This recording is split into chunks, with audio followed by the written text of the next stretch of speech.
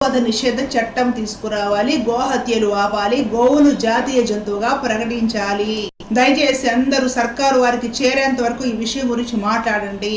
ఎవరి వీలైనంత వారు కామెంట్ సెక్షన్ ద్వారా, వాట్సాప్ గ్రూపుల ద్వారా కూడా ఎక్కువ ఈ విషయం గురించి విస్తృతంగా ప్రచారం చేయండి. మీ లోకల్ నాయకుల్ని ఈ విషయం గురించి అడగండి.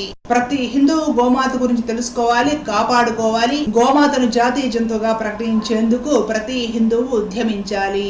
గోమాత లేకపోతే ధర్మానికి, దేశానికి, సంస్కృతికి, సాంప్రదాయానికి చాలా చాలా ప్రమాదకరమైన పరిస్థితి ఏర్పడుతుంది. భారతీయులకి చాలా ప్రమాదకరమైన పరిస్థితి ఏర్పడుతుంది. గుర్తుంచుకోండి. నేను సీరియస్ విషయం చెప్తున్నాను ఇక్కడ. ఈ విషయం గురించి ప్రస్తుతం అధికారంలోకి వచ్చిన ప్రభుత్వాలు చక్కగా గమనించాలి, శ్రద్ధ తీసుకోవాలి. గోమాతను జాతీయ జంతువుగా ప్రకటించడానికి, గోహత్యలు ఆపడానికి కృషి చేయాలి. అలాంటి చట్టాలు తీసుకురావాలి. ఇది నేను మీడియా ముఖంగా చేసుకుంటున్న విన్నపము.